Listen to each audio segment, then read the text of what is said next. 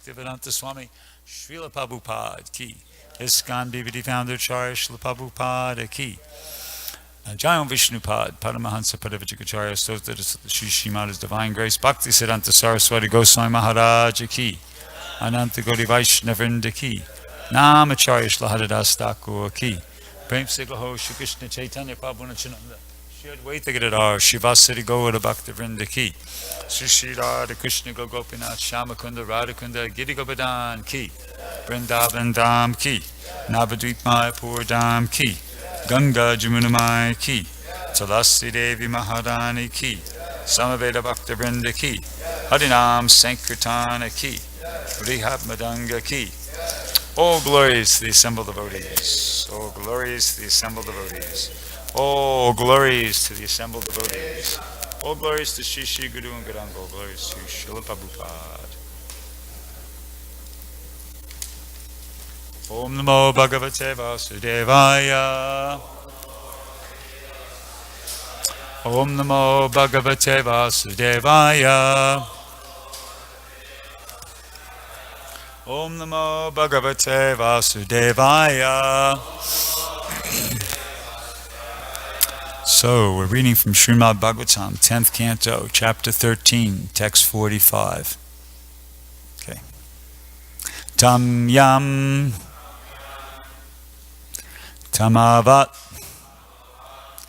naiharam kadyota archi ivanahi mahatilara Mayaishyam Nihanti Atmani Yunjataha Tamyam Tamovan Naiharam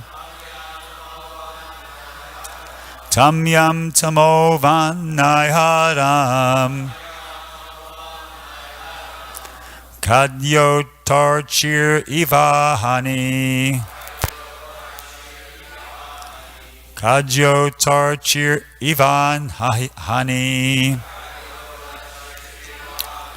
Mahatitara Mayaishyam Mahatitara Mayaishyam Nihant Yatmani Yunjataha Nihant Yatmani Yunjataha Tamyam tamovan naiharam Karayotarchir ivahani Mahatitara mayaishyam Nihantyatmani yunjataha. Others, please.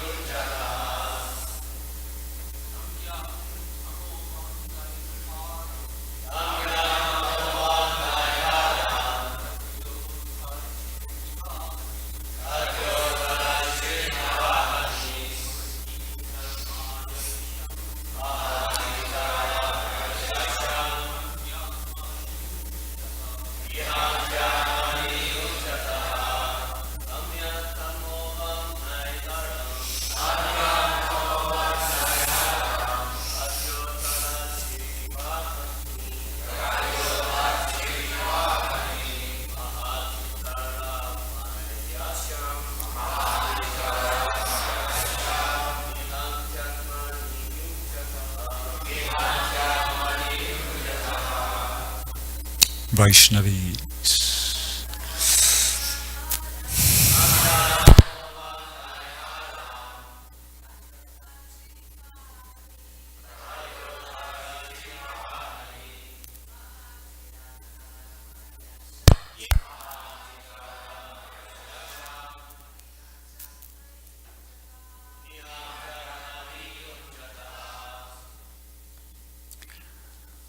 Tamyam, on a dark night. Tamavat, just as darkness. Naiharam, produced by snow. Kadyota archi, the light of a glowworm. Eva, just as. Ahani, in the daytime, in the sunlight. Mahati, in a great personality. Itaramaya, inferior mystic potency. Aisyam, the ability. Nihanti, destroys. Atmani, his own self. Yunjataha, of the person who attempts to use. Translation and purport by His Divine Grace, A.C. Bhaktivedanta Swami Srila Prabhupada. As the darkness of the snow on a dark night and the light of a glowworm in the light of day have no value, the mystic power of an inferior person who tries to use it against a person of greater power is unable to accomplish anything. Instead, the power of that inferior person is diminished. We could say it together. As the darkness of the snow on a dark night and the light of a glowworm in the light of day have no value, the mystic power of an inferior person who tries to use it against a person of greater power is unable to accomplish anything. Instead, the power of that inferior person is diminished. Purport. When one wants to supersede a superior power, one's own inferior power becomes ludicrous. Just as a glowworm in the daytime and snow at night have no value. Brahma's mystic power became worthless in the presence of Krishna, for greater mystic power condemns inferior mystic power. On a dark night, the darkness produced by snow has no meaning. The glowworm appears very important at night, but in the daytime its glow has no value. Whatever little value it has is lost. Similarly, Brahma became insignificant in the presence of Krishna's mystic power. Krishna's Maya was not diminished in value, but Brahma's Maya was condemned. Therefore, one should not try to exhibit one's insignificant opulence before a greater power. Om Agena Timanandasya Jinanjana Shalakaya Chakshurambolitam Yena Tasmai Shri Gurave Namaha Shri Chaitanya Manobishtam Stapitam Yena Bhutale Swayamupagadamayam Dadati Swaparantikam. So, I am not going to recount the details of the story. Don't worry. Everybody can rest. Not that that's not important, but it's been done a couple dozen times already, so everybody knows the details of the story. So the point here. Yeah, so it's talking about how one should not try to exhibit one's insignificant opulence before a greater power. So certainly Lord Brahma was before a greater power, before Krishna. Actually, I'll recount one detail of this story just to make this point, just to how much of a greater power Krishna was. It's mentioned in the purport to text 18.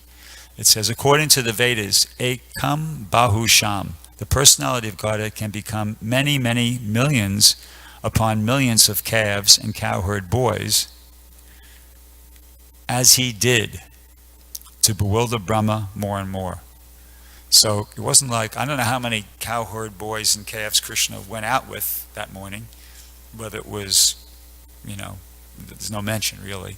But in any event, when it came time to bewilder Brahma, there were many, many, many, many millions upon millions of calves and cowherd boys. How many is that, by the way? Any mathematicians here? How many is many, many millions upon millions? Can anybody tell us how many that is? Many, many millions upon millions. It's a lot of millions. I mean, a lot of millions, right? Okay, so Krishna expanded that many times, and each one looked exactly like that particular cow herd boy or that calf, and didn't just have the exact same physical appearance, external appearance. Even the personality was the same.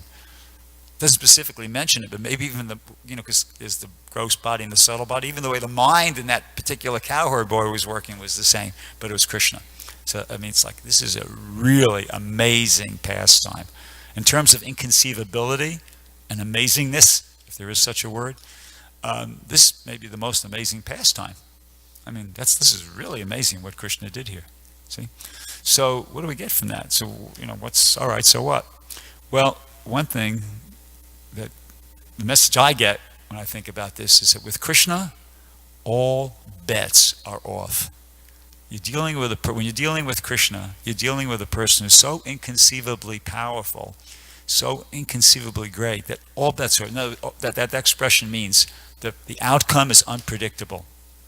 Outcome is unpredictable, and which is good for devotees. It's bad for people who are against Krishna's will, as mentioned here. If you try to show your power against a person of greater power, it will accomplish nothing. Instead, the power of the inferior person is diminished. So if you're not a devotee, well, that's going to work against you. It's kind of like, I think Prabhupada says it in the previous purport, it's like trying to rebel against the government. First you got to deal with the police force, and if somehow or another you get beyond the police force, well, then there's the army. You're not going to be successful rebelling against the government. You're going to lose. But if you're working in harmony and submission and cooperation with the government, then you got all that power behind you. You see, rather than having all that power against you, when you're working in cooperation and submission with the will of the government, you got all that power behind you. See, so that's the significance of this point. All bets are off. When somebody's prepared to work with Krishna, all the power of Krishna is there. As Prabhupada says in the chapter 9 of Bhagavad Gita, text 5, the purport, he says, we may think of doing something, but it is not always possible. There might be some impediment, but when Krishna wants to do something, simply by his willing, everything happens so perfectly that one cannot imagine how it's being done. So this is gives us some idea of not only how powerful Krishna is, but how he does things effortlessly, basically. He just has to will it. Just by his willing. This pastime is sort of, I think, an example of that, because it doesn't, as I think Maharaj mentioned yesterday in his class, Krishna didn't go off to some laboratory or something like that, or some factory, and you didn't have to work on this for a while. He just, from one moment to the next, he just decided, okay, expand. And there it was. Just by his willing, he was able to do that. So when Krishna wants to do something, simply by his willing, everything happens so perfectly that you cannot imagine how it's being done. So we have to act in some way, in such a way that Krishna wants to do something that's going to be beneficial for us and beneficial for everybody else. That's the essence of being a devotee. We're not the doers. We're not trying to make it happen as a result of our own prowess and abilities and talents. We're surrendering to Krishna with that faith, with that understanding and that faith that, I surrender to Krishna and Krishna will make it happen. Krishna will change my life. Krishna will change the world. It's possible.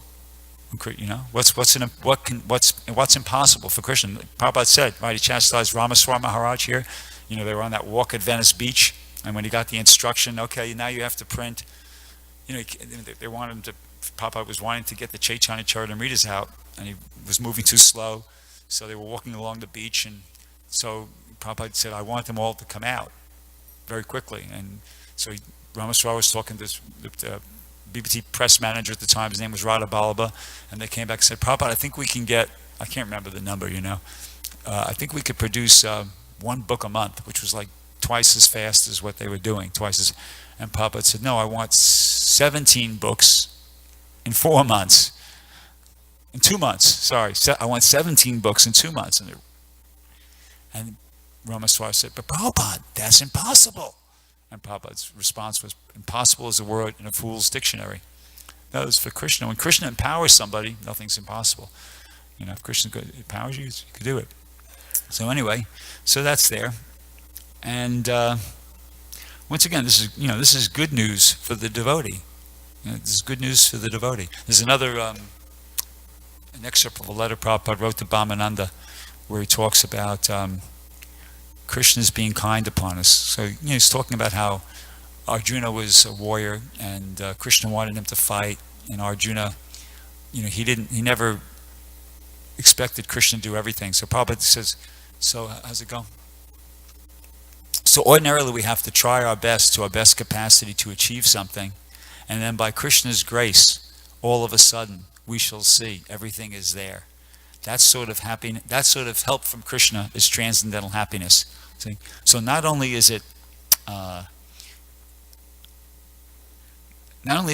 Krishna can do everything and he can empower his devotees, but when we experience that, when we engage in devotional service with this faith, with this understanding, and you experience this reciprocation, when you experience this happening in your own life, something you thought was impossible, and you experience it happening, then it gives you great faith, and even beyond that, it's transcendental. Prabhupada defined that as transcendental happiness. This kind of help from Krishna is transcendental happiness. Okay? And so how far can it go? Well, here's another expression, platitude or whatever they call it. The sky is the limit. I started off the class by saying with Krishna all bets are off. That's true. And another one is the sky is the limit. With Krishna, the sky is the limit. There's no limit.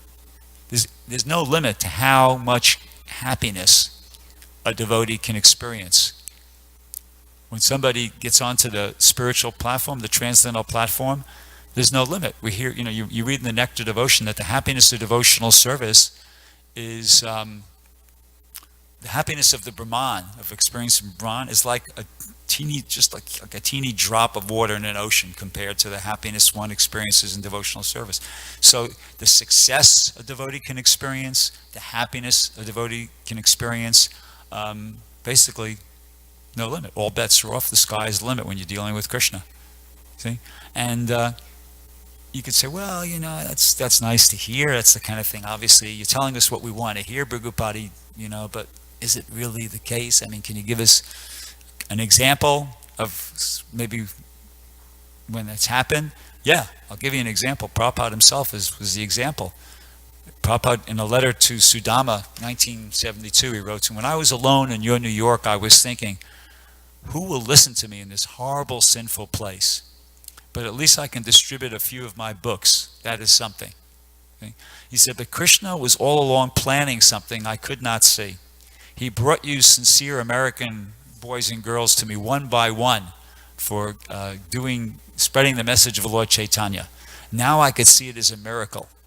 And otherwise, one old man in your city of New York with barely enough money to buy edibles, how could he survive? You see, Prabhupada's actually feeling like this. He's going, how could I survive, be expected even to survive? What to speak of establishing a God consciousness movement for the salvation of the entire human race? You see? So there's an example of that. The sky is the limit. Prabhupada was an example. He came here. Everyone knows the story. Don't worry, I'm not going to tell that story either. But, Prabhupada came, 70 years old, bad health, no money, didn't know anybody. How could he survive even? what to speak of 10 years later, or a little more, maybe 10 years and a few months later, he's riding down Fifth Avenue on the Jagannath Rath Yatra cart. How many were there for that Rath Yatra, 1976? Archita. No, not? Okay, sorry. Was anybody there? I was there. Sarva, were you there? Anybody else? That was an amazing Rath Yatra. That was like a triumph, triumph for Prabhupada. The city where he started, where he showed up 10 years prior to that as a penniless immigrant, no money, no nothing, poor health, all those things. Who would ever think that 10 years later, that same person would be sitting on the Rath Yatra cart as the supreme guest of honor in this parade, that was going right down Fifth Avenue. It's amazing. And they had the big park, festival in the park there, Washington Square Park. So there's an example of that. The sky is the limit. That's an amazing Horatio Alger rags to riches sort of a story. From obscurity to whatever the other word would be, the opposite of that. What? Prominence, yeah. So that's, there's an example. Prabhupada is the example of that. And so on a personal level, that could happen. It could happen to any of us if we can somehow or another manage to be even a fraction as sincere as Prabhupada. And we see that actually even within our movement, that it's happening to different devotees. Different devotees have different degrees of success in their preaching. Perhaps not to the degree of Prabhupada, or maybe you might see it like that. But it's happening, and it can happen on an individual level, and also even more important, perhaps, is it can happen on a social level or collective level. See? In other words, it's not just, we should be optimistic about becoming Krishna conscious ourselves. We should never become, despair? When you become discouraged. There's another word I was looking for, but never start thinking, defeatist mentality, thinking there's no hope. Been at this for so long and I don't really feel anything's happening and I don't think it works, No. You should never feel like that. We should always have that, remember, look around at people who are becoming successful, remember the philosophy, and just be optimistic that there's great hope that, I can become a pure devotee, even in this lifetime, by Krishna's mercy. Right?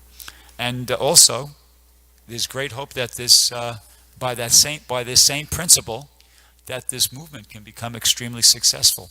We see that's happen in bits and pieces in different parts of the world. It could happen right here, and the principle how that happens is explained. Prabhupada explains that in in one purport in the fourth canto.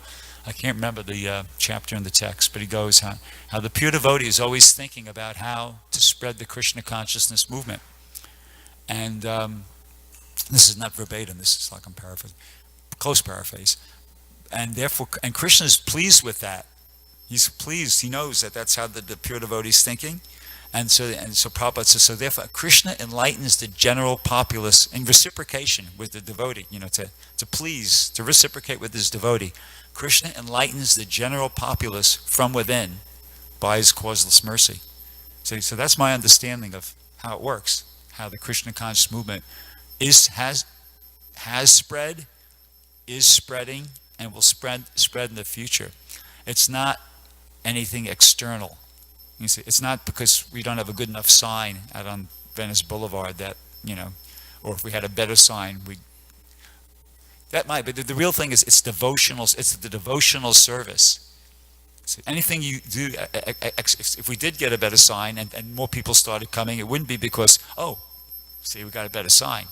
No, it's because Krishna appreciates that some devotee is concerned about spreading my, movement, and he went to all the trouble to organize a better sign, and there's a lot of things involved and everything. It's Krishna reciprocating with the devotion of the devotees, not the actual external thing. It doesn't make much difference one way or the other. See, so when we become sincere enough, and then that's happening, then Krishna at some point he just makes it happen. He enlightens the general populace from within by his causeless mercy, and people it just clicks. It's like a light goes on in their head. Oh yeah, actually, you know what? These Hare Krishnas, they really are cool. These people. I mean, when I go there, I feel something different. I mean, I'm not just kidding myself. There's definitely a different atmosphere there. These people they're more peaceful. They're more respectful. I don't know. They seem happier. You know, it'll click at some point when we, how would you say, follow the instructions of Prabhupada, the basic instructions. Well, all the instructions, to the point where, you know, Prabhupada's pleased, Lord Chaitanya's pleased. We're actually getting purified. At some point, boom, it could happen just like that. Boom, something can happen, and people will understand. Wow, Krishna consciousness is where it's at, and this movement could become a huge success. Once again, on the principle of you're dealing with Krishna, all bets are off, and the sky is the limit. So, bearing those thoughts in mind, we should take our devotional service very seriously. Be very serious just about the basic things that Prabhupada gave us. The basic things being chanting 16 rounds, following the four good principles. For all of us here that I'm looking at, coming to the program. I mean, if you don't live close to a temple, okay, you got an excuse. I don't think Prabhupada was expecting people to drive 50 miles every morning or something like that to come to a morning program, or certainly not 75 or 100 miles. It's just not practical. You might not even work here, and et cetera, et cetera. But if you're living right here, for the people who are just, in the ashram or in the temple apartments as temple dependents, definitely Prabhupada would want us to be coming to the program. In addition to chanting your 16 rounds and following the four principles, attending the program is definitely something that Prabhupada would want you to be doing. That would be, basic minimum requirement like that. And then beyond that, just doing as much service as you possibly can. And if we do like that, as we're doing here in New Dwarka for years on end, then things just keep getting more and more purified. At some point, Krishna is going to just make it happen. Just like, I'll give you my service is over, for the most part, in Sankirtan.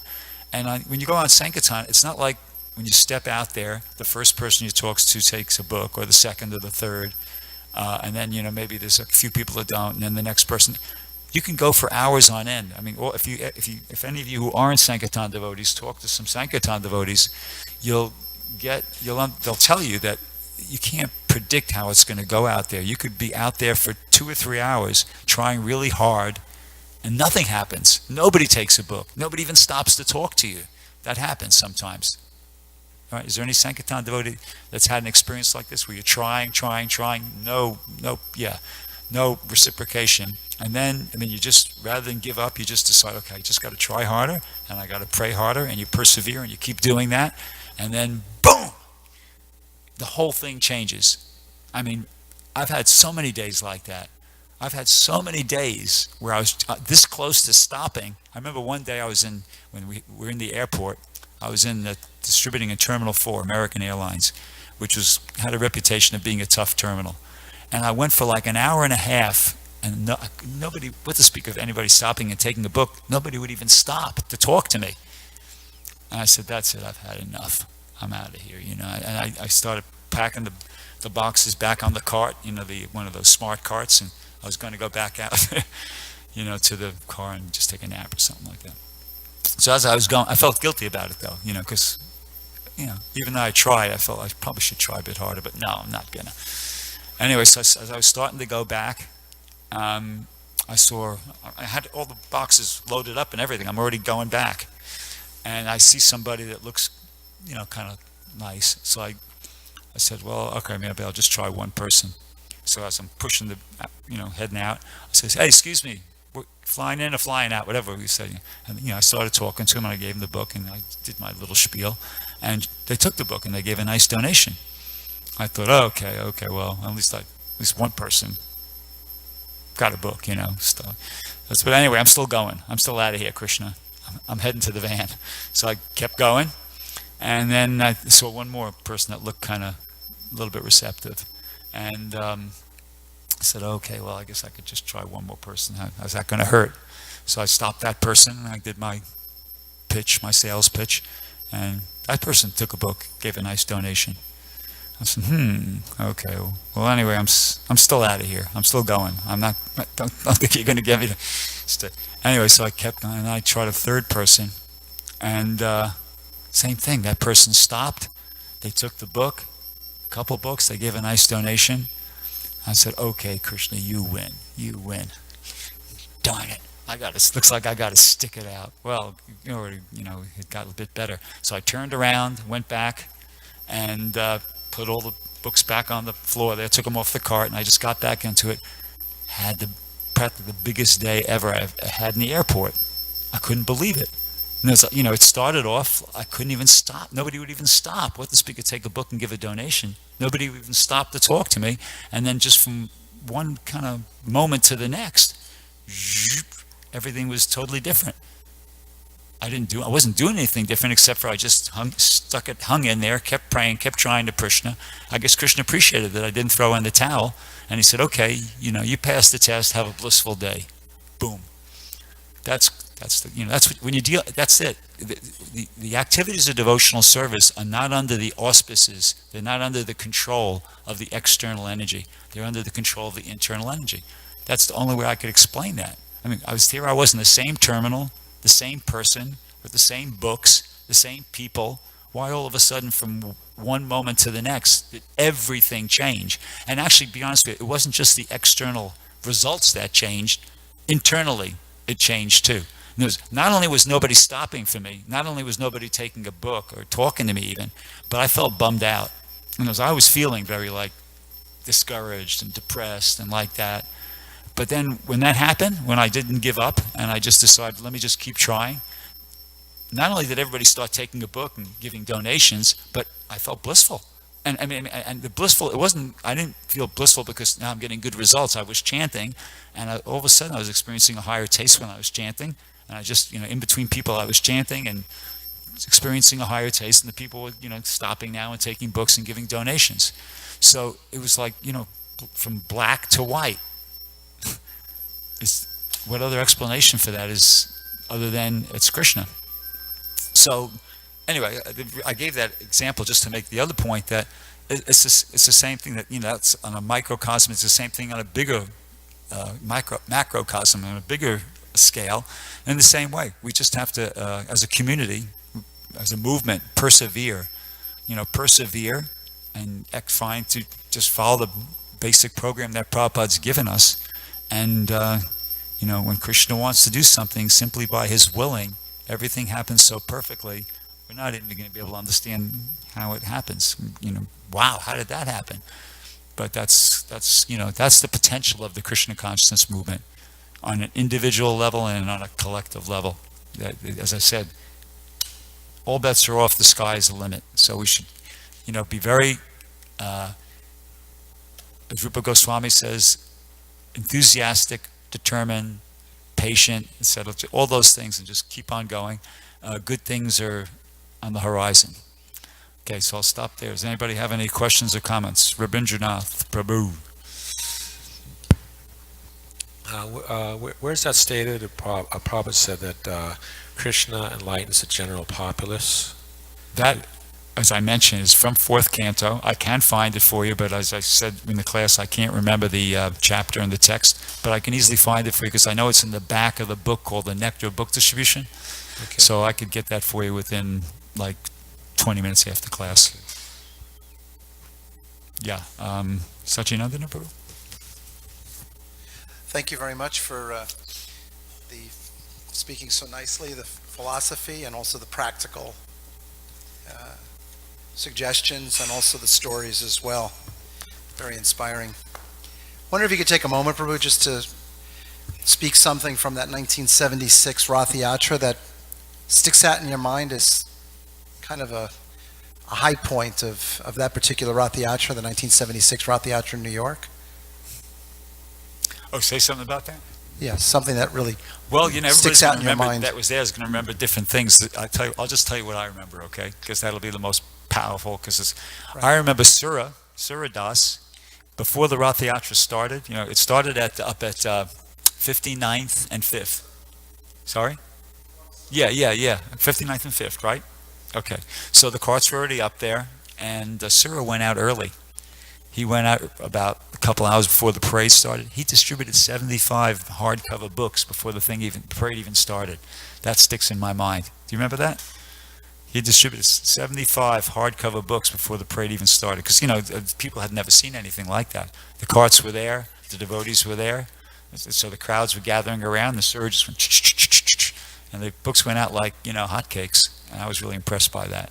And then the parade was really fabulous. And another thing I remember was that when Prabhupada was giving his talk, there was some in the crowd towards the end, some heckler in the crowd, at the back, and he was like yelling out things, and devotees were going, "Oh no, this is ruining it." And they asked him to be quiet, but he wasn't cooperative. And then some big guy came out of the crowd. This guy was standing on they have these fountains, and they have like a rim around the fountain to keep the water in. Okay, so he was standing on the fountain, right? And he was heckling away even after they asked him to please, come on, please, could you give us a break? And the guy was no. So this sympathetic guy came out of the crowd, walked right up to the guy and went, boom! And he just punched him right in the head there, and the guy went, poof! He just fell back into the pond, into the water. Yeah, Archie to remember something more. He fell back into the pond, and after that he was quiet. But that was pretty far out. Yeah, Archie to Prabhu. Just for accurate geography, that's Okay. not Columbus Circle where it starts. Columbus Circle is 59th and 7th. Right, yeah, you're right. No, it's The parade 59th and starts 5th. at 59th and 5th and goes down 5th Avenue, not Columbus Circle. So for accuracy, people listening on the internet will think we're crazy if we say that's Columbus Circle. As a New Yorker, you should know that, Sachinandana. Parividya? Parvidi? Maybe he was there for that. Were you there for that, in New York Rath Yatra? 77, not Oh, okay. 76, unfortunately. Now I just want to share a Sankirtan story you reminded Sure. me of. One day I was doing Sankirtan, and I've done only a few times Sankirtan. And I didn't do anything up till 6 o'clock, I think. I was in a town, so I wandered outside the town where houses were and the cars driving. And in order to find myself up, I was singing Govindam Adi Purusham. Then I rang a door. A man opened. I showed the Bhagavad Gita. I said, "This is a book about reincarnation." He said, "Oh, we were just talking about that." So I was saying something else. He said, "Oh, we were just talking about that." Then he entered me in, and on the record player was playing Govindam Adi Purusham. And the man was a psychic, but it was spooky, but also very nice. Hare Krishna. Ah. Any of the ladies like to ask a question or add anything? Okay, thank you very much. Grantraj Srimad Bhagavatam ki jai. Jai. Srila Prabhupada ki jai.